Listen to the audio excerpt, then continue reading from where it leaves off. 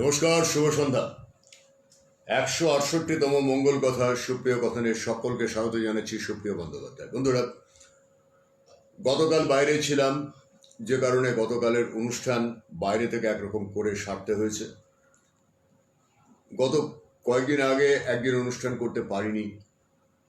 দেখুন, আজকে একটা কার্যালয়ের লেখা পড়ছিলাম, ভদ্রমহিলা লিখছেন যে একটা যন্ত্রেরও সার্ভিসিং লাগে, মাঝে মধ্যেই সে খারাপ হয়, টুকটাক কিছু একটা সে বিশ্রাম চায় এবং তাকে সার্ভিসিং করতে হয়, তবে সেটা কাজ করে। শান্তনু আশা করি ভালো আছে, পার্থ ভালো আছেন আশা করি, সুলেখা সামন্ত ধন্যবাদ, সৌরভ এসে গেছিস, শুক্লা ব্যানার্জি এসেছেন। তো যন্ত্রেরও প্রয়োজন পড়ে। অর্ণব, আচ্ছা, অর্ণবকে অভিনন্দন জানাই, ওদের ক্যাফে আবার চালু হয়েছে, ওদের পেট ক্যাফে আছে। আমাদের পরিবারের মানুষ, মানে আপনি আপনার পোষ্যকে নিয়ে ওদের ক্যাফেতে যেতে পারেন, সেখানে ব্যবস্থা আছে, তাদের খাওয়া দাওয়ার ব্যবস্থা আছে। আমি একটা গোড়াতে একটা কথা বলবো আজকের অনুষ্ঠান শুরুতেই, সেটা হচ্ছে আপনারা জানেন যে এই 168 দিন ধরে আমি খুব ফর্মাল ওয়েতে, যে কারণে ফর্মাল পোশাক পরে আমি অনুষ্ঠানটা করি। এবং ফর্মাল যখন করি না, অর্থাৎ ফর্মালিটি বলতে যে ব্যাপারটা বোঝায়, অর্থাৎ একটা বহিরঙ্গের পোশাক দিয়ে তৈরি করে রাখা, অন্তরঙ্গে ঢুকতে না দেওয়া, এর একটা পদ্ধতি আছে। সেই পদ্ধতিটা মেনেই আমি কাজটা করি। অর্ধেন্দুবাবু শুভ সুস্বাগতম, অমিত সুস্বাগতম, আরও কয়েকজনের নাম গেল।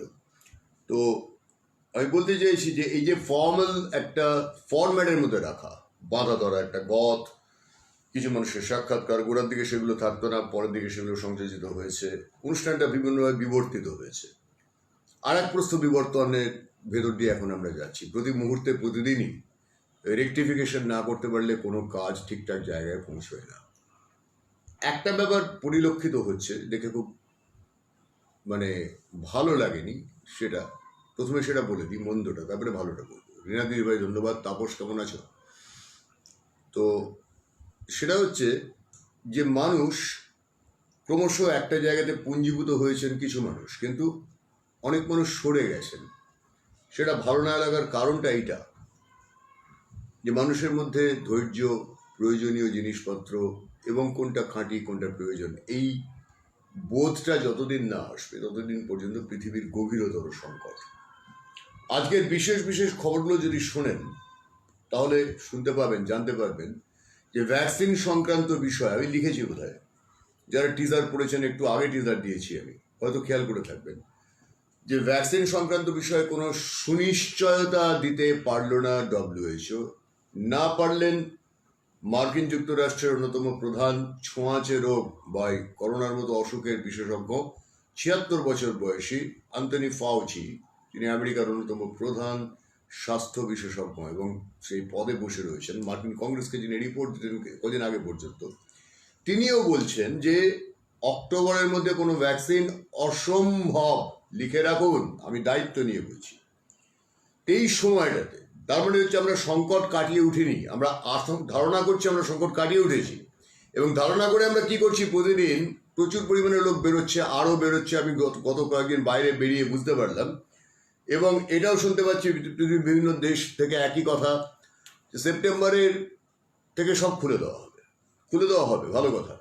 উদাহরণটা দেওয়া হচ্ছে ইংল্যান্ড, স্পেন আর নেদারল্যান্ডসের, যে দেশগুলো জনঘনত্ব, জনসংখ্যা, আয়তন, আকার, মানুষের স্বাস্থ্য ব্যবহার, এই সব কিছু, আর ভারতের সঙ্গে ভারতের জনঘনত্ব, জনসংখ্যা, আয়তন, আকৃতি, বিভিন্ন ভাষাভাষী, এবং সব থেকে বড় কথা মানুষের স্বাস্থ্যবিধি মানার ব্যাপারটা, কোথাও কোনো মিল নেই। অথচ জোর করে বলা হচ্ছে, বাপি ধন্যবাদ, সুমনা ধন্যবাদ, জোর করে বলা হচ্ছে যে এখানেও ওই একই পদ্ধতি ফলোড হবে, অর্থাৎ কোভিডের গ্রাফটা প্রথমে উঠবে, তারপরে আস্তে আস্তে ফ্ল্যাট হয়ে যাবে, নিচের দিকে নামবে। সম্পূর্ণ ভুল একটা তত্ত্বের ওপর দাঁড় করিয়ে এই কথাগুলো বলা এবং কথাগুলোকে প্রমাণ করা যে এইভাবে আমরা কোভিডকে আমরা অনেকটা আয়ত্ত করে ফেলবো, আমরা সুস্থ হয়ে যাব। আর ভ্যাকসিন তো বেরিয়েই যাচ্ছে, লোকের একটা ধারণা তৈরি হয়েছে। হ্যাঁ, প্রথমে আমাদেরও তৈরি হয়েছিল। ক্রমশ বুঝতে পারছি ভ্যাকসিন নিয়ে যে রাজনীতিটা, অর্থাৎ পলিটিক্সটা, অর্থাৎ ব্যবসাটা, সেটা যতক্ষণ না ত্যায় হচ্ছে ততক্ষণ অব্দি ভ্যাকসিন ফাইনাল হবে না। ততক্ষণ পর্যন্ত ভ্যাকসিন ফাইনাল হবে না। আজ একই সুরে কথা বলছে একদিকে WHO, একদিকে অ্যান্থনি ফাউচি। এই কথাটার মানেটা কি? চলুন আজকে প্রধান প্রধান খবরগুলোর ব্যাপারটা একটু শুনে নিই।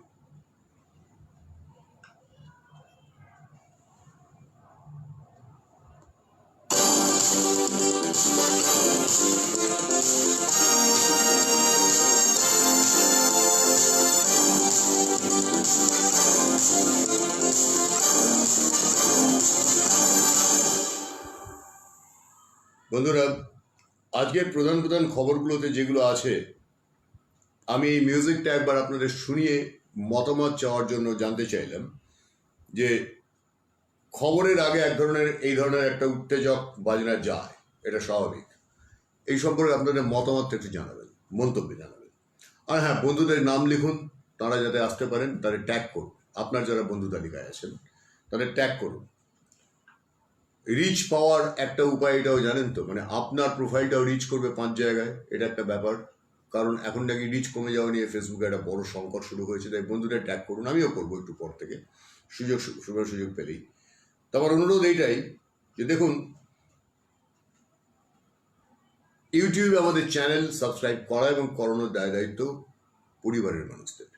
যেমন অর্ণবের একটা সুখবর আমাদের পরিবারের সকলে ভাগ করে নিলাম, সেরকম আমাদের এই পরিবারটাকে একটু এগিয়ে নিয়ে যাওয়ার সহায়তাটা কিন্তু প্রথমেই প্রার্থনা করে নেবো। কেসরা সলিউশনসকে ধন্যবাদ জানাবো, তারা আমাদের পাশে আছেন বলে, সহায়তা করছেন বলে।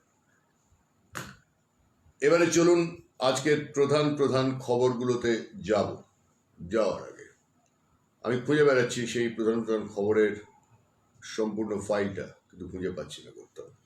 দুর্ভাগ্যের বিষয় এটাই হয়ে দাঁড়িয়েছে, বুঝতে পারছি না কেন। সম্ভবত এখানেই থাকার কথা, দেখি এখানে নেই। এইবার পেয়েছি, বেশ।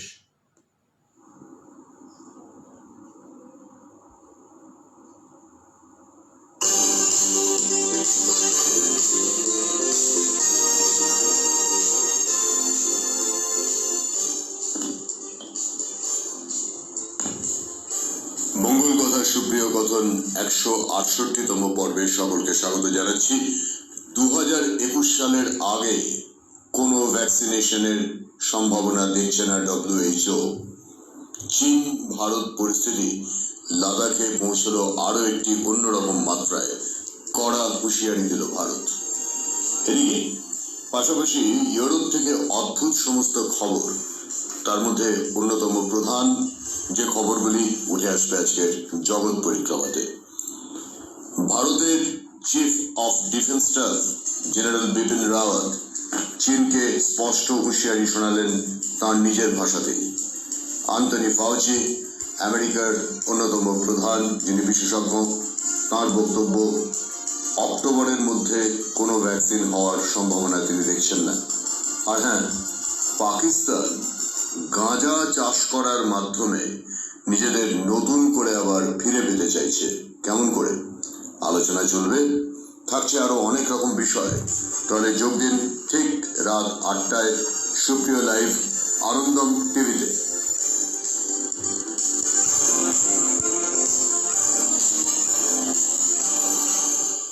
জগৎ পরিক্রমায় যাওয়ার আগে মনে করিয়ে দেবো, ওদের ইউটিউব চ্যানেল সাবস্ক্রাইব করা এবং করানোর অনুরোধ প্রথমেই জেনে ফেল। WHO স্পষ্ট ভাষায় আজকে জানিয়ে দিল, সামনের বছরের মাঝামাঝির আগে কোনো সম্পূর্ণ 100% নির্ভরযোগ্য ভ্যাকসিন তৈরি করা সম্ভবপর নয়। পরিষ্কার এই কথাটি জানিয়েছেন WHO মুখপাত্রী মার্গারেট হ্যারিস। স্পষ্ট করে বলেছেন যে এ পর্যন্ত যতগুলো ভ্যাকসিন তৃতীয় পর্যায়ে পৌঁছেছে, তাদের কারণে ক্লিনিক্যাল ট্রায়াল 50% এফিকেসি অর্থাৎ কার্যকারিতা আয়ত্ত করেছে বলে তারা মনে করেন না এখনো পর্যন্ত। সেক্ষেত্রে 50% যদি না হয়ে থাকে, তাহলে 100% হতে তাদের ধারণা সামনের বছর মাঝামাঝি, তার আগে কোনো ভ্যাকসিন হবে না। WHO বক্তব্য জেনেভা থেকে খবরটা ছিল। এখান থেকে চলুন যাই তাইপে একটা অভিযোগ করলো। তাইওয়ানের তরফ থেকে বলা হয়েছে বারবার চীনের বোমারু বিমান তাদের আকাশ সীমায় ঢুকছিল, এটা ঘটনা। তারা বিগত 1 মাস ধরে এই নিয়ে অভিযোগ করছিল। সম্প্রতি দেখা যাচ্ছে যে ডেইলি টেলিগ্রাফের একজন মুখপাত্রী নিকোলাস স্মিথ, তাঁর সঙ্গে এক সাক্ষাৎকারে তাইওয়ানের তরফ থেকে এক কর্তা ব্যক্তি স্পষ্ট করে জানিয়েছেন, চীন ইতিমধ্যে অভিযোগ তুলেছে যে তাইওয়ানের বন্দুক বাহিনী, মানে তাদের সেনাবাহিনী বা বিমান বিধ্বংসী কামান ব্যবহার করে চীনে নাকি একটা SU-35 বোমারু বিমান তারা নাকি গুলি করে নামিয়েছে। তাইওয়ানের অভিযোগ যে এটা সম্পূর্ণ মিথ্যা কথা। চীন বারবার আমাদের আকাশ সীমার মধ্যে তাদের বোমারু বিমান পাঠাচ্ছে, এই অভিযোগটা আমরা 1 মাস ধরে পড়ছিলাম। চীন সম্পূর্ণ মিথ্যা কথা বলছে, আমরা এরকম কোনো বোমারু বিমান তাদের গুলি করে নামাইনি। এবার চলুন একজন মিথ্যাবাদীর কাছে, মিথ্যাবাদিনী জেসিকা ক্রুগ। কে এই জেসিকা ক্রুগ? জেসিকা ক্রুগ উনি হচ্ছেন আমেরিকার জর্জ ওয়াশিংটন বিশ্ববিদ্যালয়ের একজন অধ্যাপিকা। অধ্যাপিকা না, পুরোদস্তুর নয়, সহ অধ্যাপিকা, অ্যাসোসিয়েট প্রফেসর। অ্যাসোসিয়েট প্রফেসর মানে যার সেরেশ অনুপাতে বেতন ভাতা ইত্যাদি মিলিয়ে প্রায় বছরে 4 থেকে 5 কোটি বা তারও বেশি, 10 কোটি টাকার কাছাকাছি উপার্জন আছে। ভদ্রমহিলা বলছেন, জেসিকা ক্রুগ পরিষ্কার বলছেন, সারা জীবন ধরে তিনি একজন সাংস্কৃতিক জোঁক হয়ে বেঁচেছেন। তার সম্পূর্ণ যৌবন প্রাপ্তির পর থেকে এই জেসিকা ক্রুগ সারা জীবন এতদিন পর্যন্ত কৃষ্ণাঙ্গিনী সেজে থাকতেন। একজন ইহুদি মহিলা, তিনি ভয়ঙ্করভাবে কৃষ্ণাঙ্গদের ঘৃণা করেন, তাই তাদের মধ্যে ঢুকে থাকতে চাইতেন। জেসিকা ক্রুগ নিজেকে এত বছর ধরে মিথ্যা কথা বলার জন্য বলেছেন, I have built my life on a violent anti-black lie. I have built my life on a violent anti-black lie and I have lied in every breath I have taken. প্রতিটি নিঃশ্বাসের সঙ্গে আমি মিথ্যা কথা বলেছি, স্বীকার করেছেন জেসিকা ক্রুগ। তিনি একজন শ্বেতাঙ্গিনী ইহুদি মহিলা। তিনি কালো সেজে, কৃষ্ণাঙ্গিনী সেজে সারা জীবন থেকেছেন এবং তিনি কালোদের ঘৃণা করেন। এই জর্জ ফ্লয়েড কাণ্ডে অনেক কিছু উঠে আসছে, তাদের এটা একটা উদাহরণ। আমি পরে ইন্টারনেটে আপনারা জেসিকা, JESSICA ক্রুগ, KRUG, মাঝখানে একটা এ আছে আলাদা, জেসিকা এ ক্রুগ সার্চ করে যদি টাইপ করেন। নবীনবাবু, আপনার প্রশ্নের উত্তরে বলি, কোভ্যাক্সিনের খবর 3য় পর্যায়ের ট্রায়াল সফলভাবে হচ্ছে এই পর্যন্ত আমাদের কাছে। তারপরে WHO এর আজকে বক্তব্যটা হচ্ছে গোটা পৃথিবীর সমস্ত যারা ভ্যাকসিন তৈরি করছে তাদের প্রেক্ষিতে, তাদের এগোনোর প্রেক্ষিতে আজকের খবরটা। তো এই জেসিকা ক্রুগ ইচ্ছে করলে খুঁজে দেখে নিতে পারেন, ইনি সত্যিই গায়ে কালো রং মেখে কালো সেজে থাকতেন, কৃষ্ণাঙ্গদের ঘৃণা করতেন, কিন্তু তাদের সমাজে ঢুকে তাদের সমাজের ভেতরের খবর বের করে আনতেন এইভাবে, কি জানি কি করতেন। ওয়াশিংটন, আগামী 3রা নভেম্বর আমেরিকার সাধারণ প্রেসিডেন্ট যে নির্বাচনে ভোট গ্রহণ হবে, সেই দিনটাতে আমেরিকানদের 2বার করে ভোট দিতে অনুরোধ করলেন Donald Trump. President Donald Trump, আমেরিকার প্রেসিডেন্ট, বর্তমান প্রেসিডেন্ট, তিনি বলেছেন যে আপনারা প্রথমে একবার ইমেলে ভোটটা দিন, ইমেলে ভোটটা দিয়ে দেখে নিন, কাউন্টিংয়ে যেখানে ভোট হচ্ছে সেখানে একবার যান, গিয়ে দেখুন আপনার ভোটটা পড়েছে তো, যদি না পড়ে থাকে তো আবার দিন, আমার কোনো একটা কারণে অদ্ভুতভাবে মনে হচ্ছে, টুইট করেছেন ট্রাম্প এটা, এবং প্রচুর মানুষ সেটাকে সমর্থন করেছেন, প্রচুর আলোচনা চলছে, আমি চেক করলাম। আমার এটা কেন যেন মনে হচ্ছে ট্রাম্প খুব আত্মবিশ্বাসের সঙ্গে কিন্তু কাজ করছেন, অর্থাৎ জেতার ব্যাপারে খুবই আশাবাদী। কিন্তু কেন? জো বাইডেন তো কিছু কম না। আজকে জো বাইডেন সম্পর্কে ট্রাম্প যে মন্তব্য করেছেন সেটা শুনলে অবাক লাগবে। আজকে মূল অনুষ্ঠানটাতে যখন ঢুকবো, অর্থাৎ আমি যখন কথা বলবো, একটু অন্যরকম কথাবার্তা আজকে আছে, সেই কথাবার্তাগুলো বলবো। বেশ কিছু তথ্য, সংবাদ জগতেরই তথ্য, এমন তথ্য যেগুলো শুনলে অবাক লাগবে, অবাক হয়ে ভাববেন যে এইরকম চলছে নাকি পৃথিবীতে, আমরা জানি না, আমরা তো খবর রাখি না। সত্যিই তাই, তলায় তলায় এইসব চলছে। প্রতিটি ঘটনা যা বাইরে দেখছেন তার নেপথ্যে একটা কিছু চলছে। ট্রাম্পের এই মন্তব্যটা বা জো বাইডেন সম্পর্কে আজকে যেটা বলেছেন, উনি এক কানে মাছ ঝুলিয়ে রাখেন বলে জো বাইডেন কথা বলার সময় বা বক্তৃতা দেওয়ার সময় অদ্ভুত একটা মন্তব্য করেছেন। সেই মন্তব্যটা খুবই যৌন ইঙ্গিতপূর্ণ মন্তব্য। এর পেছনে অনেক কিছু ব্যাপার আছে, আস্তিনে অনেক কিছু লুকোনো আছে। তাই সেগুলো নিয়ে আজকে চমৎকার একটা ভালো কথাবার্তা হবে, কারণ মাথায় এসে গেছে বেশ কয়েকটা বিষয় যেগুলো আপনাদের আসল জানানোর প্রয়োজন। তাই জগৎ একটু আমার পরেই চলে যাবো সেটাতে। তো নিউজিল্যান্ডে বিগত 90 দিনের মধ্যে কোনো মানুষের কোভিডে আক্রান্ত হয়ে মৃত্যু হয়নি। 90 দিন পর 4 সেপ্টেম্বর কোভিডে আক্রান্ত আবার নতুন করে কেউ একজন মারা গেলেন এবং মোট মৃত্যুর সংখ্যা দাঁড়ালো 23। কিন্তু সেটা বিষয় নয়। নিউজিল্যান্ডের স্বাস্থ্য মন্ত্রকের তরফ থেকে ঘোর উদ্বেগ প্রকাশ করে বলা হয়েছে, নিউজিল্যান্ডে কোভিডে মৃত্যুর অর্থ এটাই, আমরা যেটা ধারণা করেছিলাম আমরা হারিয়ে ফেলেছি, অনেকটাই কোভিডকে হারিয়ে দিয়েছি, আমাদের কিছু হবে না, আমরা বিনিয়োগ আহ্বান করছিলাম, কিন্তু আমরা বুঝতে পারছি আমাদের পরিস্থিতি ভয়ানক। লাদাখ, চীন বারবার করে উস্কানিমূলক আচরণ করছে লাদাখ সীমান্তে। আপনারা জানেন, খবরটা বলেছিলাম শেষ দিনকে খবর করি, গত পরশু দিন বোধহয় বলেছিলাম সেদিনকে। এই ব্যাপারটা লক্ষ্য রেখে ভারতের সেনাবাহিনীর তরফ থেকে স্পষ্ট করে বলে দেওয়া হলো, যা আমরা পরিস্থিতি দেখতে পাচ্ছি, যা ঘটনা আপনারা সেখানে ঘটিয়েছেন, তারপরে যা পরিস্থিতি দেখতে পাচ্ছি, যত তাড়াতাড়ি সম্ভব শান্তি যদি চান তাহলে আসুন আলোচনায় বসুন, মধ্যস্থতা করি। আর যদি সেটা না চান, মানে প্রচ্ছন্নভাবে পরিষ্কার ভারত বলে দিল, যদি না চান যে সীমান্ত সংক্রান্ত বিষয়ে যা নিয়ে গণ্ডগোল আছে মুখোমুখি বসে আলোচনা করে অবিলম্বে স্থির না করি, তাহলে কিন্তু আমাদের অন্য পথ খোলা আছে। সেটা বলা হয়নি, ইঙ্গিতে বোঝানো হয়েছে। আজকে সেটা একটা প্রতিপাদ্য বিষয়। এর মাঝখানে চীনের 3.5 কিলোমিটার থেকে 5 কিলোমিটার অব্দি ভারতের সেনাবাহিনী ঢুকে গেছে।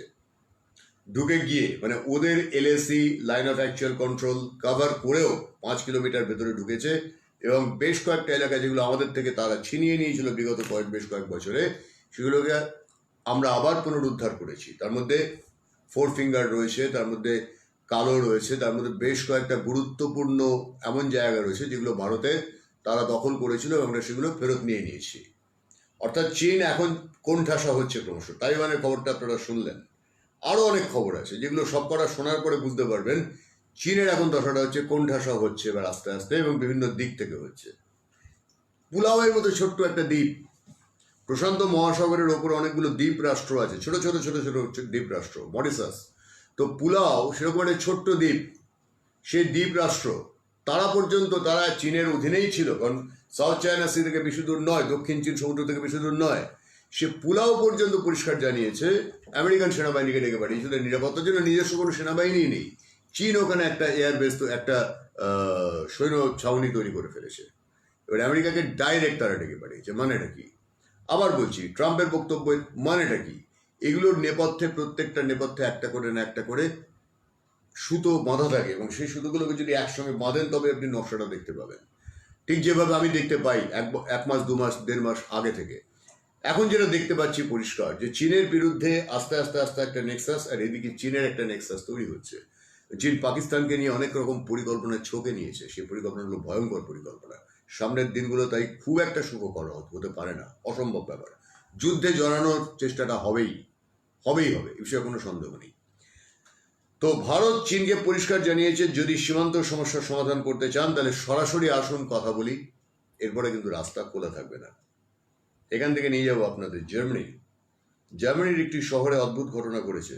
নিজের 5টি সন্তানকে খুন করে, ঠিকই শুনেছেন, নিজের 5টি সন্তানকে খুন করে এক মা নিজেকেও হত্যা করতে চেয়েছিলেন, চলন্ত ট্রেনের সামনে ঝাঁপিয়ে পড়েছিলেন, এবং সেখানে তার শরীরে প্রচণ্ড চোট লাগে, মৃত্যু যদিও হয়নি, খুব করুণ অবস্থাতে তিনি এখন হাসপাতালে ভর্তি।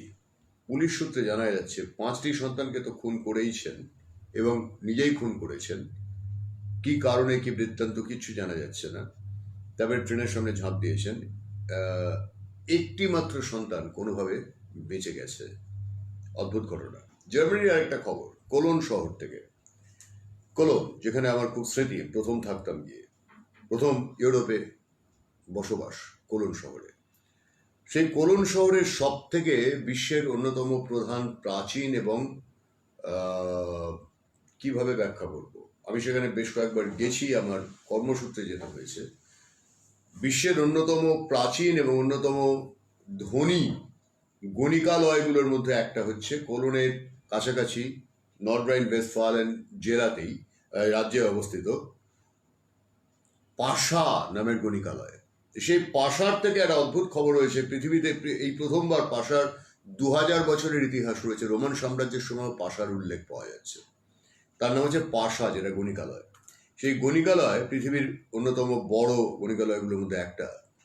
সেখানে তাদের এমন অবস্থা, খদ্দেরের অভাবে, কোভিডের কারণে, যে অবিলম্বে যদি ব্যাংক কিছু টাকা তাদের ধার না দেয় তাহলে তাদের পক্ষে থাকা সম্ভব নয়। তার একটা ছবি, মানে একটা বোঝানোর জন্য, এরকম ধরনের আপনি গেলে বাইরে থেকে এই ধরনের দেখতে পাবেন। এগুলো সবই লিগালাইজড। আমি সাংবাদিকতার সুবাদে কয়েকবার গেছি কিছু কাজ করতে, তো সেই সুবাদে জানি যে পৃথিবীর অন্যতম ধনী গণিকালয়গুলোর মধ্যে একটা হচ্ছে পাশা। সেই পাশা সম্পূর্ণভাবে ব্যাংক্রাফটেড, মানে সম্পূর্ণভাবে ডিনার ডায়েট ডুবে গেছে। তারা বলছে ব্যাংক যদি আমাদের লোন না দেয় আমাদের পক্ষে মানে বেঁচে থাকা সম্ভব নয়, অবিলম্বে যেন ব্যাংক ঋণ দরকার। জনসন অ্যান্ড জনসন তাদের সদর দপ্তর থেকে পরিষ্কার জানিয়ে দিল যে মধ্যে সিরিয়ার সোনালি হ্যামস্টার, এক ধরনের ছোট ছোট গিনিপিগের মতো প্রাণী, তাদের উপরে কোভিডের ভ্যাকসিন তারা পরীক্ষা করেছিল, তারা যেটা বানিয়েছে। তো সেই ভ্যাকসিনে দেখা গেছে 4 সপ্তাহ পরেও, ভ্যাকসিন নেওয়ার 4 সপ্তাহ পরে এই হ্যামস্টারদের কোভিডের সামনে ফেলে দেওয়া হয়েছিল, মানে শরীরে কোভিডও ঢুকিয়ে দেওয়া হয়েছিল।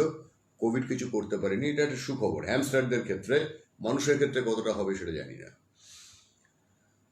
এবার চলে যাই, চলুন এখান থেকে লেবাননের রাজধানী বেইরুটে বিশাল বিস্ফোরণে নিহতদের মধ্যে থেকে কাউকে পাওয়া যাবে না, আর মানে ধ্বংসস্তূপের তলায় আর কেউ বেঁচে নেই বলে সেনাবাহিনী ও অন্যরা সমস্ত রকম খোঁজা বন্ধ করে দিয়েছিল। অদ্ভুত ঘটনা, প্রায় 1 মাস কেটে যাওয়ার পরে একজন জীবিত বেরিয়েছেন, যিনি অজ্ঞান হয়েছিলেন। তার পালস পাওয়া গেছে ডেব্রিস সরাতে গিয়ে, তখন দেখা গেছে তিনি জীবিত রয়েছেন। হাসপাতালে স্থানান্তরিত করা হয়েছে। প্রায় 1 মাস পেরিয়ে গেছে মাঝখানে। তার উপরে অনেকটা দেয়াল ভেঙে পড়েছিল তার শরীরের উপরে। এখান থেকে চলুন যাই নতুন দিল্লি। ভারতের প্রতিরক্ষা দপ্তরের অন্যতম প্রধান যিনি কর্মকর্তা, সে বিপিন রাওয়াত, জেনারেল বিপিন রাওয়াত, তিনি পরিষ্কার দেখলেন বা পরিষ্কার করে দিয়েছেন পাকিস্তান অধিকৃত কাশ্মীর নিয়ে এবং ভারতের সীমান্ত জুড়ে চীনের পাকিস্তানের সঙ্গে যে সমস্ত পরিকল্পনা, তারা যেটা ধারণা করছে যে ভারত কিছু করবে না বা ভারত পাল্টা কিছু করতে পারবে না, সেক্ষেত্রে যে পরিষ্কার আমরা বুঝতে পারছি যে আমাদের উত্তর এবং পশ্চিম দুটো রণাঙ্গনই, দুটো সীমান্তই আক্রমণের মুখে রয়েছে। বলেছেন এই ধরনের সমস্ত আক্রমণের মোকাবিলা করার জন্য আমরা সম্পূর্ণ প্রস্তুত, এবং যেভাবে আমরা মোকাবিলাটা করব, পাকিস্তান বা চীন তাদের কোনো ধারণাই নেই যে আমরা কোথা থেকে কিভাবে কতটা কি করব। এই লোকটিকে আমিও খুব শ্রদ্ধা করি, জেনারেল বিপিন রাওয়াত, সাহসী লোক, সাহসী ব্যক্তি। তিনি কিন্তু এই কাজটি করেছেন, খুবই জোরে সোরে বলেছেন, পরিষ্কার বলে দিয়েছেন যে চীন যতই অপচেষ্টা করুক, আমাদের ক্ষমতা আছে চীনকে ঠেকানোর এবং যে কোনো মুহূর্তে চরমভাবে ঠেকানোর। চমৎকার কথা। এখান থেকে চলে যাব, চলুন আমরা পরের খবরটাতে। গুরুত্বপূর্ণ বেশ কিছু খবর বাকি রয়েছে, যেমন ধরুন বিপিন রাওয়াতের খবরটা হলো এইবারে জেনারেল মাফ করবেন আন্তনি ফাউচি নিউ ইয়র্কে যাব। নিউ ইয়র্ক থেকে আন্তনি ফাউচি, আমেরিকার অন্যতম প্রধান ছোঁয়াচে রোগ বিশেষজ্ঞ বা বিশ্বের ছোঁয়াচে রোগ বিশেষজ্ঞদের অন্যতম প্রধানদের মধ্যে একজন, তিনি পরিষ্কার বলেছেন যে লোকে ভাবতে ভালোবাসছে নভেম্বর ডিসেম্বরের মধ্যে কোভিডের ভ্যাকসিন এসে যাবে। তিনি স্পষ্ট বলছেন যে করোনা ভাইরাসের ভ্যাকসিন অক্টোবর মধ্যে আসা তো অসম্ভব ব্যাপার। নভেম্বর ডিসেম্বর লোকে যেটা স্বপ্নে কল্পনা করছে সেটাও অসম্ভব ব্যাপার। এবং একথাও ঠিক যে এখন যেখানে দাঁড়িয়ে আছি আমরা, রিপোর্ট যা পাচ্ছি তাতে স্পষ্ট বুঝতে পারছি ভ্যাকসিন ঠিক কবে পুরোদস্তুর তৈরি হয়ে সকলের জন্য ব্যবহারের যোগ্য হয়ে, আন্তনি ফাউচি, সকলের জন্য ব্যবহারের যোগ্য হয়ে বাজারে আসবে, সেটা বলা খুব মুশকিলের কথা, খুব মুশকিলের কথা। আগে বলেছিলেন 1 নভেম্বর থেকে ভ্যাকসিন পাওয়া যাবে। পরিস্থিতিটা ক্রমশ ব্যবসা বাণিজ্য এইসব নির্ভর করছে, তো আরো অনেকগুলো ব্যাপার আছে তো এর সঙ্গে জড়িয়ে, তাই খবরটা হচ্ছে না এইভাবে। এবার চলুন পাকিস্তানের খবরে। পাকিস্তান পরিষ্কার তাদের সরকারি স্বীকৃতি বা শিলমোহর যাকে বলে তাকে দিয়ে দিল, সেটা ইন্ডাস্ট্রিয়াল প্রোডাকশন অফ হেম্প। এটা হচ্ছে কারিগরি পরিভাষা। ইন্ডাস্ট্রিয়াল মানে শিল্পে ব্যবহার করার জন্য যে গঞ্জিকা বা গাঁজা বা ক্যানাবিসের ব্যবহার হয়, সেই ক্যানাবিস তৈরি করার জন্য তারা সম্পূর্ণ মন্ত্রী পর্যায়ে, সংসদীয় পর্যায়ে সেগুলো উৎপন্ন করার জন্য সংসদীয় পর্যায়ে পরিষ্কার বলে ছাড়পত্র দিয়ে দেওয়া হলো। সাধারণ চাষি থেকে শুরু করে যে কেউ এটা করতে পারবে, চাষ করতে পারবে। এবং সব থেকে যেটা বড় ব্যাপার যে পাকিস্তান $1 বিলিয়ন করে আগামী প্রতি বছর উপার্জন করতে পারবে এই cannabis industrial hemp, industrial production of hemp, যেটাকে সরকারি স্বীকৃতি দেওয়া হচ্ছে। আজকে সুপ্রিয়র কথাবার্তাতে বা কথাবার্তাতে সে বিষয়টা কিন্তু উঠে আসবে। একটু মনে করাবেন কেউ মন্তব্য করে। Industrial production of hemp by Pakistan, এটা কিন্তু সম্পূর্ণভাবে একটা খেলা। কারণ জেনে রাখবেন, জঙ্গি সংগঠনগুলোর সঙ্গে মাদকের চোরাকারবার, অস্ত্রের চোরাকারবার, এগুলো প্রত্যেকটা একটার সঙ্গে একটা ইন্টারলিঙ্ক থাকে। মাদককে যদি সরকারিভাবে, অর্থাৎ কিনা মারিওয়ানাকে যদি সরকারিভাবে স্বীকৃতি দিয়ে বের করে দেওয়া হয়, সবাই চাষ করতে পারবে। এরপরে প্রথমে বলেছে যে প্রাইভেট মার্কেটটা আমরা এক্ষুনি খুলবো না, আমরা শুধুমাত্র সরকারি পর্যায়ে করব। কিন্তু আসলে কি হবে সেটা তো বুঝতেই পারছেন। আলোচনায় আসবো। এখান থেকে চলে যাই তেল আবিব। ইসরায়েলের রাজধানী তেল আবিবে হঠাৎ করে গতকাল দেখা গেছে যে ছোট ছোট ছোট ছোট ড্রোন উড়ে প্রচুর পরিমাণে মারিওয়ানার প্যাকেট করা এরকম মারিওয়ানা চতুর্দিকে ছড়িয়ে গেছে, এবং সেটা বিস্তীর্ণ এলাকা জুড়ে 2টি ড্রোনে করে চড়ানো হয়েছে মারিওয়ানার এই প্যাকেটগুলো, এবং প্রচুর পরিমাণে গ্রেপ্তার করা হয়েছে 4 জনকে। কিন্তু কোনো ঠিকঠাক করে সংবাদ পাওয়া যায়নি, পুরো ব্যাপারটা বোঝা যাচ্ছে না কি ব্যাপার। একদিকে পাকিস্তান মারিওয়ানা চাষ করার জন্য সরকারি ছাড়পত্র শিলমোহর দিচ্ছে, তেল আবিবে এরম পাওয়া যাচ্ছে। এবার দেখুন, নিউজিল্যান্ডের প্রাক্তন প্রধানমন্ত্রী হেলেন ক্লার্ককে সেক্রেটারি অফ স্টাফ করে WHO একটা প্যানেল তৈরি করেছিল। 11টা নতুন দেশ সেই প্যানেলে ঢুকলো, 11টা নতুন দেশ যাদের দেশে কোভিড সংক্রমণ ধরা পড়েছে। আগামী 17ই সেপ্টেম্বর এই প্রথমবার এই প্যানেলের বৈঠক রয়েছে, যে বৈঠক থেকে অনেক অজানা তথ্য এই সমস্ত দেশগুলোর সম্পর্কে জানতে পাওয়া যাবে। তাই 17ই সেপ্টেম্বর তারিখটা গুরুত্বপূর্ণ, মাথায় রাখতে হবে। এবারে চলুন যাব মস্কো থেকে বার্লিন, এবং গিয়ে একটা অদ্ভুত খবর আপনাদের শোনাবো। রাশিয়ার অন্যতম প্রধান বিরোধী নেতা অ্যালেক্সেই নাভালনি, যাকে নার্ভ এজেন্ট দেওয়া হয়েছিল বলে ডাক্তাররা স্পষ্ট করে জানালেন বার্লিনে। প্রথম দিকে রাশিয়া অস্বীকার করেছিল, বলেছিল দুর্বলতার জন্য, লো প্রেশারের জন্য তিনি অজ্ঞান হয়েছেন। এতদিনে জানা গেল OPCW স্পষ্ট করে জানালো। OPCW কারা? Organization for the prohibition of chemical weapons, biological অস্ত্র ব্যবহারের বিরুদ্ধে যারা গোটা বিশ্বজুড়ে কাজ করছে। OPCW স্পষ্ট করে জানিয়ে দিল যে এই ব্যক্তির শরীরে যে বিষটা প্রবেশ করানো হয়েছিল, চায়ের মাধ্যমে যেটা খাওয়ানো হয়েছিল, সোভিয়েত জমানাতে ব্যবহার করা হতো, তার নাম হচ্ছে নোভিচক, NOVICHOK। নোভিচক যে টাইপ করলে পাবেন, যেটা একটা অদ্ভুত রাসায়নিক অস্ত্র, যার সাহায্যে বহু মানুষকে নিমেষে হত্যা করা যায়। আর একটু দেরি হলেই লোকটি মারা যেত ওই চায় ওই বিষটা খেয়ে। এই বিষের ব্যবহার করা হয়েছিল সোভিয়েত জমানাতে, শত্রুদের মারতে কমিউনিস্টরা করত।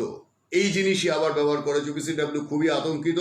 দীর্ঘদিন পৃথিবীতে এটা বন্ধ হয়েছিল, হঠাৎ করে এটা আমদানি করা হলো, সদ্য ঘটনা। তার মানে নাভালনিকে বিষ দিয়ে হত্যা করার চেষ্টা করেছিল পুতিন প্রশাসন। লুকিয়ে ছিচড়ার মতো উড়ন্ত বিমানের মধ্যে, চায়ের কাপের মধ্যে এই নোভিচক নামের ভয়ানক বিষ মিশিয়ে দিয়ে chemical weapon quote and coat.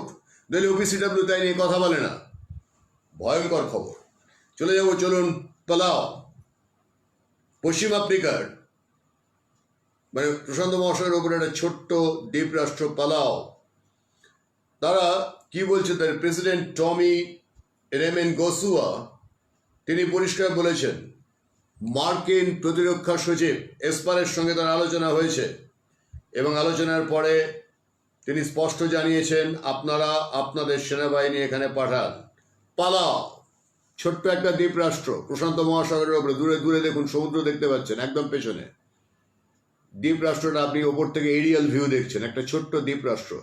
চীন ইতিমধ্যেই সেখানে তাদের বিশাল সেনাবাহিনী সমাবেশ করেছে, যদিও সংখ্যাটা খুব একটা বাড়তে পারেনি। পালাও ওদের হাত থেকে বাঁচতে চাইছে। নতুন দিল্লি, আমেরিকা একটা অদ্ভুত প্রস্তাব দিল, এয়ার ইন্ডিয়ার যেখানে যেখানে নিজস্ব গ্রাউন্ড হ্যান্ডলিং আছে, অর্থাৎ পৃথিবীর যে সমস্ত বিমানবন্দরগুলোতে, আমেরিকার বিমানবন্দরগুলোতে মূলত যেখানে যেখানে এয়ার ইন্ডিয়া তাদের নিজস্ব অফিস আছে, দপ্তর আছে, সেগুলো এখন থেকে তারা নিজেরাই কাজ করতে পারে। অর্থাৎ আমেরিকার সঙ্গে ভারতীয় এয়ার ইন্ডিয়ার বিমান পরিবহনের ব্যাপারটা অনেক সহজতর হয়ে গেল। এবং পরিষ্কার আমেরিকা জানিয়ে দিল যে যেসব দেশগুলোর সঙ্গে আমাদের সমস্যা আছে, কোভিড সংক্রমণ আসতে পারে ভেবে, ভারত থেকে সেটা আমাদের নেই, সুবিধা হয়ে গেল। নতুন দিল্লি ছিলাম, সেখান থেকে ওয়াশিংটন ছিলাম, এবারে ভারতের কিছু খবর অদ্ভুত শুনে চমকে যাবেন না, মনকে প্রস্তুত করুন, খবরগুলো বিচিত্র। নাম্বার 1, নতুন দিল্লির খবর, মত্ত অবস্থায় 2 ব্যক্তি গ্রেপ্তার হয়েছেন, 2 মহামহিম। দিল্লির উপমুখ্যমন্ত্রী মনীষ সিসোদিয়া বলেছেন কড়া ব্যবস্থা নিতে। এরা কি করেছিল? এরা দুজন, এক দম্পতি যখন তাদের গাড়িতে যাচ্ছিলেন তখন তারা দুজন অবাধ্যতা অসভ্যতা করে প্রথম কাজটি করেছিল হচ্ছে সে তাদের গাড়িটাকে আটকে দিয়েছিল। আটকে দিয়ে তারা অশ্রাব্য গালিগালাজ করছিল সম্ভবত মেয়েটিকে। তাদের একজনের ছবি একটুখানি দেখতে পাওয়া যাচ্ছে, যতটা দেখতে পাচ্ছেন গাড়িতে বসে আছে এই সেই মহামহিম ব্যক্তিদের একজন। আর একজনও ধরা পড়েছে, তাদেরকে ধরা হয়েছে। প্রচুর মদ্যপান করে তারা এক দম্পতির গাড়ি আটকে বিশেষ করে নারীটির ওপরে চড়াও হওয়ার চেষ্টা করেছিল। এই গেল এক নারী নিগ্রহের খবর। ঠিক তার পরেই এক নারীর দ্বারা নিগ্রহের খবর শুনুন। গাজিয়াবাদ পুলিশ এক মহিলার বিরুদ্ধে একটা দুটো নয় 10টা কেস রেজিস্টার করেছে, 10টা কেস ইস্যু করেছে। কারণটা কি? তিনি ইতিমধ্যে গত 10 বছরে তিনি 8 জন বয়স্ক পুরুষকে বিয়ে করেছেন এবং তাদের কারো থেকে 15 লক্ষ, কারোর থেকে 20 লক্ষ, কারোর থেকে 30 লক্ষ এরকম টাকা পয়সা হাতিয়ে চম্পট দিয়েছেন। তারপরে দেখা গেছে যে তিনি কিভাবে যোগাযোগ করতেন এই পুরুষদের। একজন 66 বছর বয়সী এক ব্যক্তি তিনি অভিযোগ করেছেন যে 10 বছর আগে তার থেকে 15 লক্ষ টাকা গয়না গাড়ি জিনিসপত্র হাতিয়ে নিয়ে বিয়ে করেছিলেন, বিয়ে করে পালিয়ে যান মহিলা। এবং বিভিন্ন ম্যাট্রিমোনিয়াল সাইট থেকেই তিনি নাকি বিয়েগুলো করেন। তার বিরুদ্ধে অভিযোগ এসেছে। কবে গ্রেপ্তার হবে জানা যাচ্ছে না, আমি অপেক্ষা করছি তাকে দেখতে একবার। চমৎকার ব্যাপার। তাহলে চলুন বন্ধুরা, সঙ্গে রয়েছেন সুপ্রিয় লাইভ আনন্দম টেলিভিশনের। আজকে এক একটা দিন একটু অন্যরকম করে করতে হয়, ভাবতে হয়। এখন ভাবনার বিষয় একটু আসি। আজকের মাথায় ঘুরে বেড়ানো ভাবনাগুলো যেগুলো খুব দরকারি আলোচনার, তারা একটু মতামত চাইব। কে কি বলছেন যে আজকের আলোচনা 8টা ছেলের সঙ্গে বিয়ে, 8 জনকে বিয়ে করেছে সৌরভ। 8 জনকে বিয়ে করে 8 জনকেই ধোঁকা দিয়েছে পরপর, এবং তাদের প্রত্যেকে কারোর কাছ থেকে অ্যাভারেজ আমি কষে দেখলাম মোটামুটি 18 লক্ষ টাকা অ্যাভারেজ হচ্ছে, 15 থেকে 18 লক্ষ টাকা। তো এই পরিমাণ সে প্রত্যেকের কাছ থেকে নিয়ে 8 জন যদি হয়ে থাকে তাহলে কত হলো? 10 করে ধরলো 1 কোটি টাকা ছাপিয়ে গেল, 2 কোটি টাকার কাছাকাছি, কম নয়। সেটা নিয়ে এখন সে কোথায়, এখন কাকে বিয়ে করেছে তা আমরা জানি না, এবং লিস্ট টেলারকে ছাড়িয়ে গেল। কোনো প্রশ্ন থাকলে চলে আসুক, 8 জনকে বিয়ে করেছে। আচ্ছা, কদিন ধরে একটা চিন্তা হচ্ছিল, মাথায় ঘুরছিল। দেখুন তো আপনারা কি বলেন। আমি একটা সময় নিয়ে যেতে চাই আপনাদের। 1933 সাল, তখন প্রথম বিশ্বযুদ্ধ শেষ হয়েছে, তার ইম্প্যাক্ট শেষ হয়নি। যে দেশগুলো সব থেকে ক্ষতিগ্রস্ত হয়েছে তার মধ্যে ছিল স্বভাবতই যাদের উদগ্র লোভ ছিল, যাদের গোটা বিশ্বজুড়ে কলোনি ছিল, তাদেরই ক্ষতি বেশি হয়েছে, মার বেশি খেয়েছে তারা। দ্বিতীয় বিশ্বযুদ্ধ তাই, তারাই মার খেয়েছে বেশি। কারণ তার আগে কয়েক শতাব্দ ধরে তারা অন্যের সম্পদ লুণ্ঠন করেছিল। এই সময়টাতে 33 সালে একটা নির্বাচন হলো, আজকের যেটা জার্মানি, সেখানে সে নির্বাচনে ফলাফল দেখা গেল 196টি আসন পেল একটি দল। কমিউনিস্ট পার্টি পেল 100টি আসন, সোশ্যাল ডেমোক্রেটিক দল পেল 121টি আসন। তাহলে 221 কিন্তু সরকার করলো 196টা আসন পাওয়া দলটা।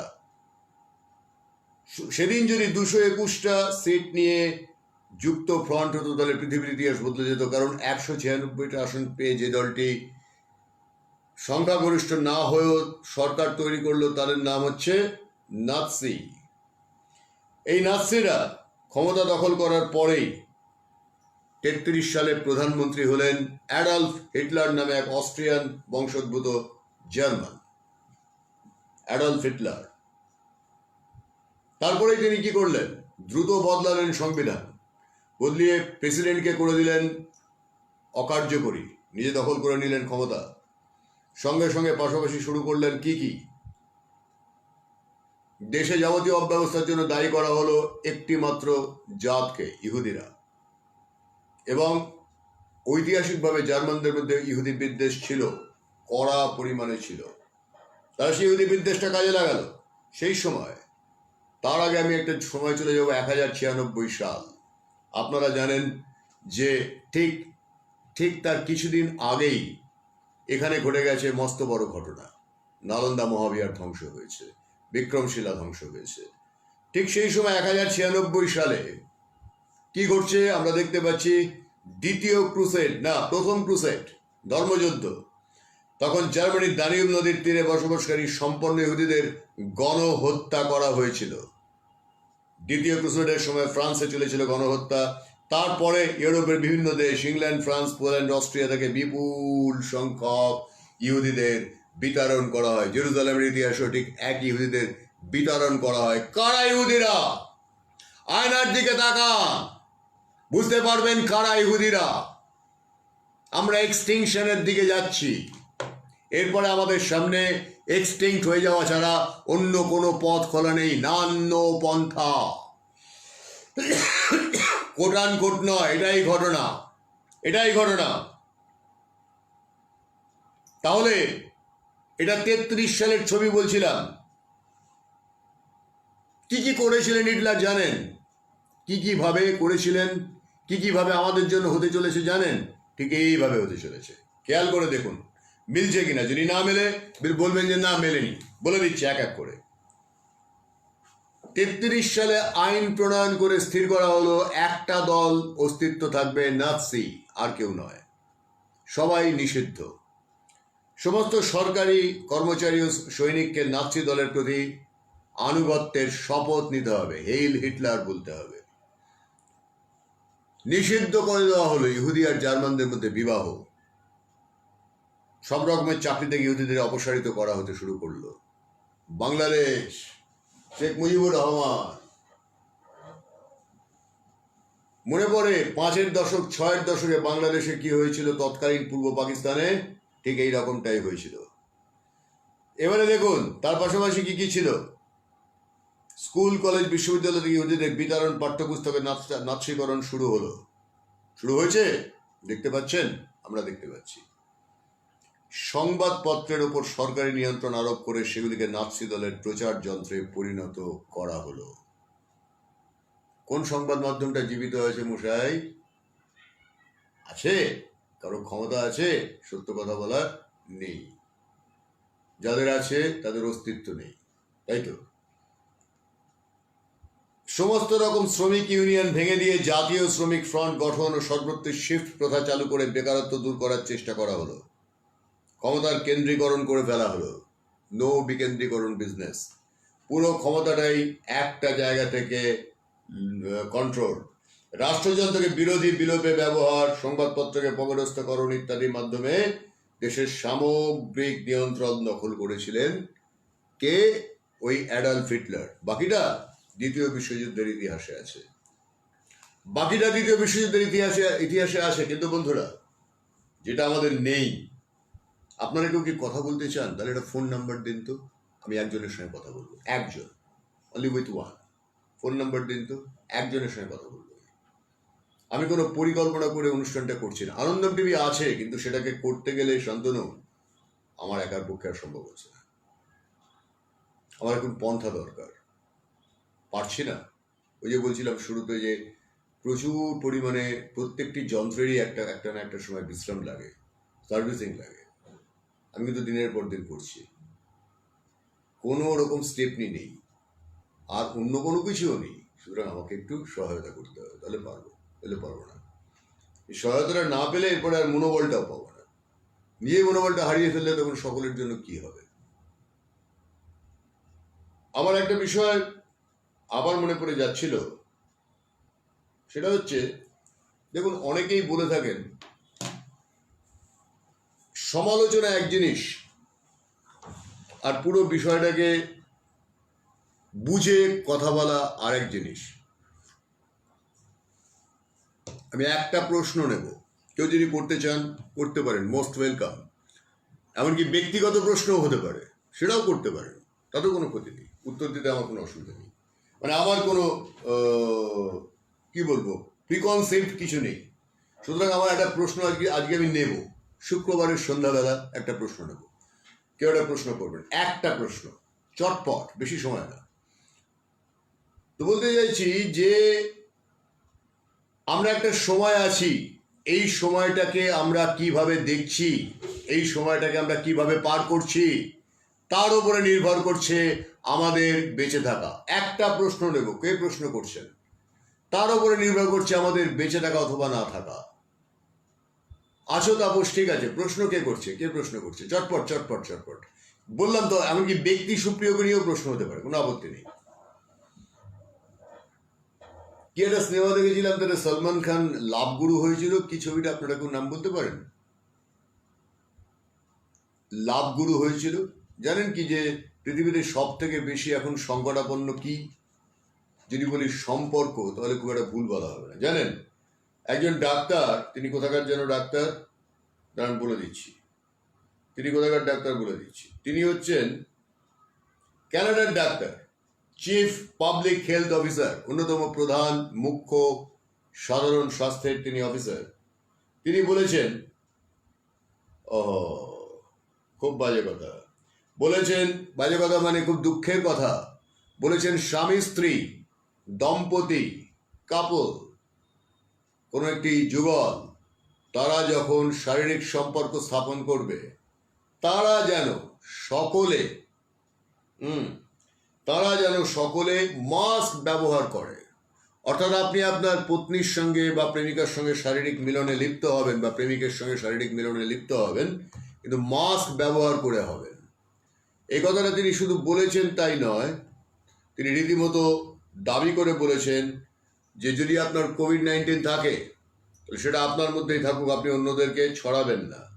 ভদ্রমহিলাকে দেখে কিরম যেন মন খারাপ হয়ে গেল, কি জানি কারণটা বলতে পারবো না, তবে হলো। অদ্ভুত ব্যাপার না, যে আপনি যখন শারীরিক সম্পর্ক করছেন তখনও আপনাকে মাস্ক ব্যবহার করতে হবে, এবং এটাই তিনি জোর দিয়ে বলেছেন। শুধু তাই নয়, তিনি এটা রীতিমতো করেছেন। কানাডার মুখ্য স্বাস্থ্য আধিকারিক, একজন মহিলা, তার দাবি শারীরিক সম্পর্কের সময়ও, স্বামী স্ত্রীর শারীরিক সম্পর্কের সময়ও কি করতে হবে, আমাদের মুখে মাস্ক ব্যবহার করতে হবে, সেটা বাধ্যতামূলক। আচ্ছা, পৃথিবী কবে এর থেকে মুক্তি পাবে? কি উত্তর দিতে পারেন? পারেন না। প্রশ্ন এখনো পর্যন্ত কি এসছে কোনো? আমি জানি না, আমি দেখতে পাচ্ছি না। তাহলে আমি ধরে নেবো যে কোনো প্রশ্ন আসেনি। এসছে কোনো প্রশ্ন? হ্যালো অফিস, কোনো প্রশ্ন আছে? প্রশ্ন আছে? নেই। দেখার চেষ্টা করছি কোনো প্রশ্ন আছে কিনা। শেয়ার করেছেন সকলে।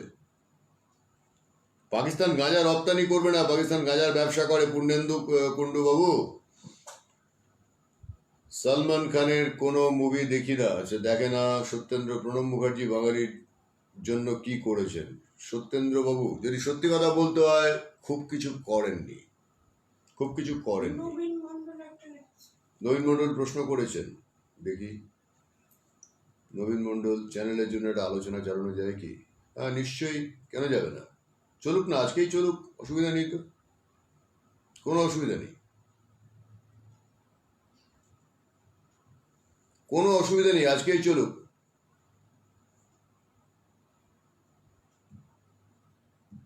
নবীন, আমার কোনো অসুবিধা নেই। প্রশ্ন প্রশ্ন প্রশ্ন প্রশ্ন প্রশ্ন প্রশ্ন প্রশ্ন প্রশ্ন প্রশ্ন আর কোনো প্রশ্ন নেই তাহলে, তাই কি? সেটা কি ধরে নেবো যে আর কোনো প্রশ্ন নেই? বেশ, তাই ধরলুম, তাহলে তাই ধরলুম। সবাই সহমত? আমি জানি না সেটা নবীন, যদি সবাই অন্য সকলে যদি যোগ দিতে চান, দিনগুলো আগের মতো হবে কিনা এটা সুনিশ্চিত করে বলতে পারি হবে না। আমার একটা আতঙ্কের জায়গা আছে তাপসবাবু, তাপস খাঁ, দিনগুলো আগের মতো হবে না, সুনিশ্চিত করে বলতে পারি হবে না।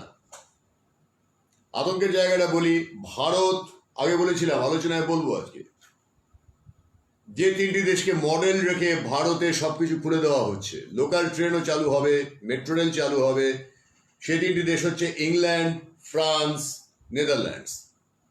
এই তিনটি দেশে কি হয়েছে, কোভিডের কার্ভ দেখা গেছে প্রথমে ওপর দিকে চলেছে, সবকিছু খুলে দেওয়ার পর আস্তে আস্তে ফ্ল্যাট হয়েছে।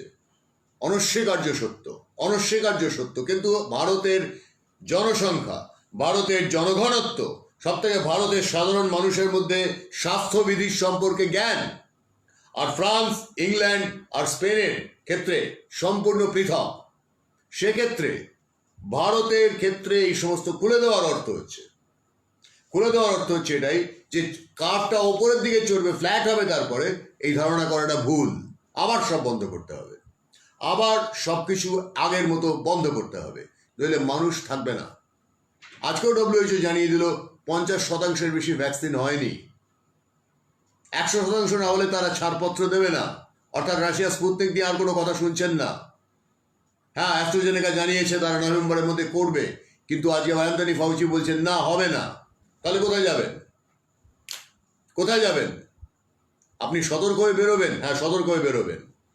আমরা সচেতনতা শিখেছি, সেগুলো আমরা ব্যবহার করব যতটা পারি, কিন্তু আমরা সুনিশ্চিতভাবে এখন জানি না আগামী দিনগুলো কেমন।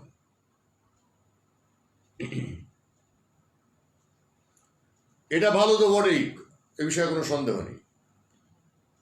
প্রণব যদি রাজীব গান্ধীর পরিবর্তে তার দেশের জন্য ভালো হতো, সরজিৎ হয়তো হতে পারতো, কারণ তিনি একজন বড় অর্থনীতিবিদ ছিলেন।